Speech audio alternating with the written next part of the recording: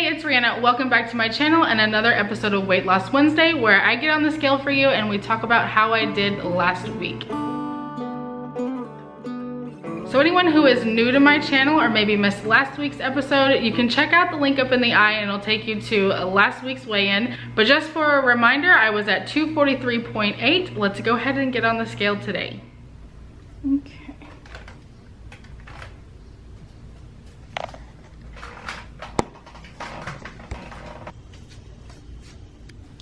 $242.6, 39.4.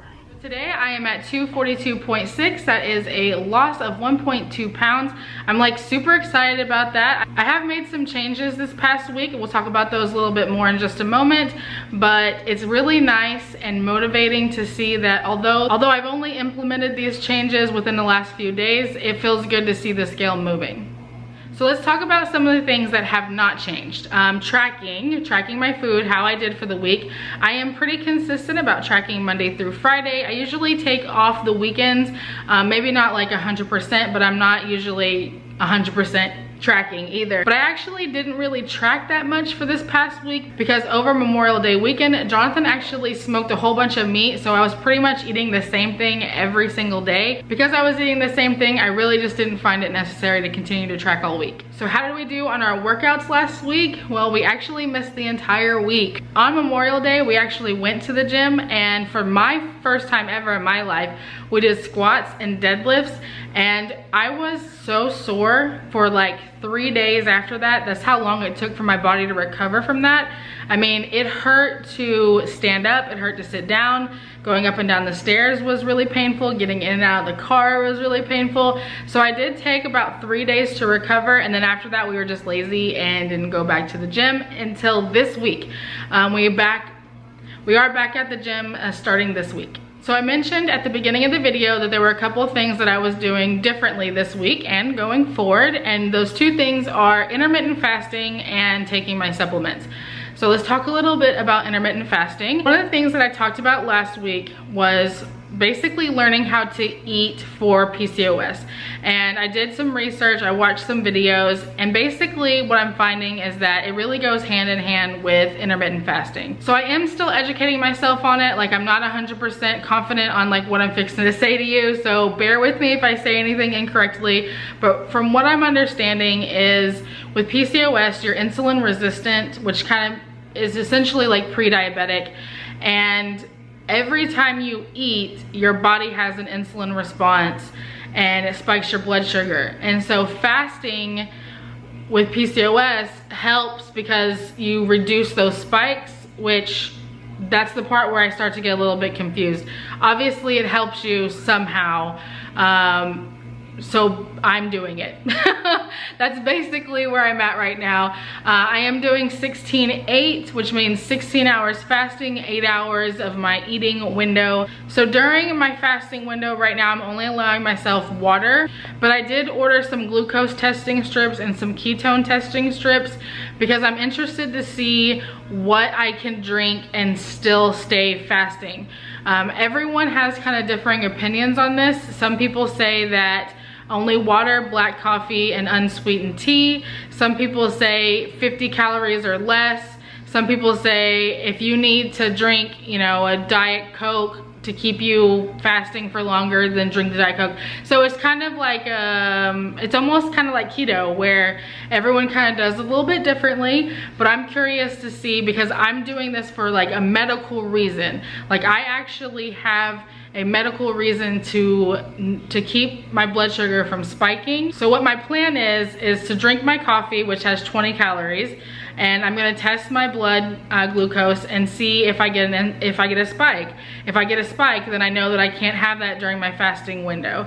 I'm gonna drink a hint water and see how that affects me there. I'm gonna drink a Crystal Light. So on and so forth. Because right now, my first priority is I want to figure out what does and doesn't break my fast personally. And then from there, I'll start working on like what foods are good for me. Like, you know, I eat those those low carb chips. Do those cause my blood sugar to rise? I don't know. I know that I personally stay in ketosis when I eat them, but I don't know how they affect my blood sugar.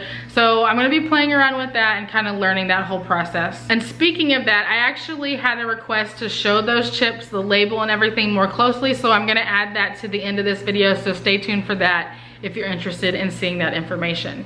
The other thing that I started doing was started taking my supplements. I talked about this a little bit already in my last trying to conceive update. I am taking the recommended dosage of the inositol, whatever it's called, for someone with PCOS, as well as a vitamin D supplement that my doctor actually recommended. So I think those were all. I have my little post-it note of information here. I think that was everything that I wanted to talk about regarding my Weight Loss Wednesday. So this isn't an official trying to conceive update, but I did want to say that I did get a phone call from my doctor's office yesterday, and they did actually schedule me a endometrial biopsy because of the uterine lining is thickened, and they just want to verify that everything is okay.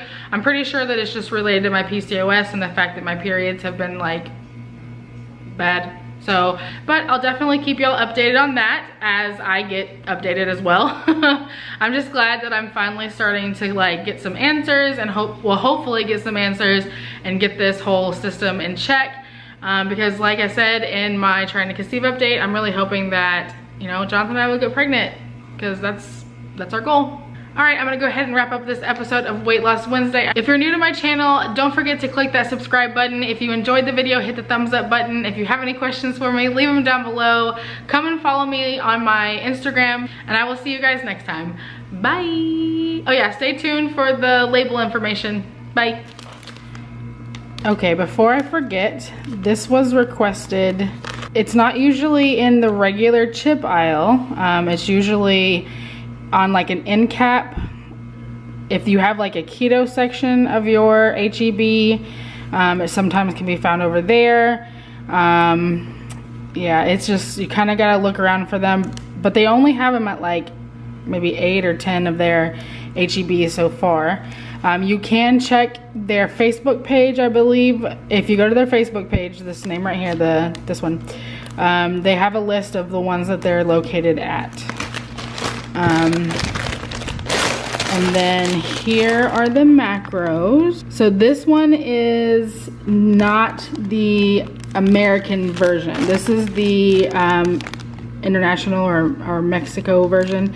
And how I know that this is not the American version is because the carbs and the fiber are listed on like separately. Let's see. See how it's not underneath like the sugar is? So that means that it's not the USA version, because the United States regulates that it has to be underneath total.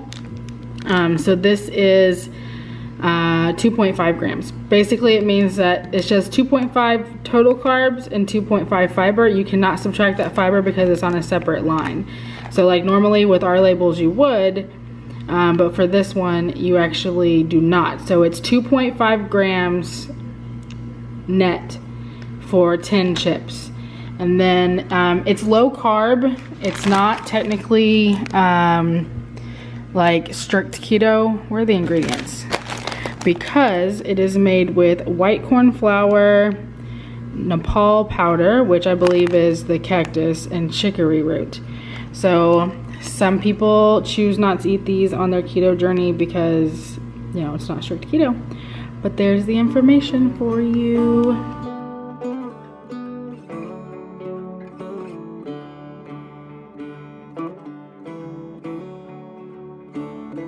I saw someone mention Sloppy Joes the other day, and I haven't been able to get my mind off of it. And I was trying to think of a way that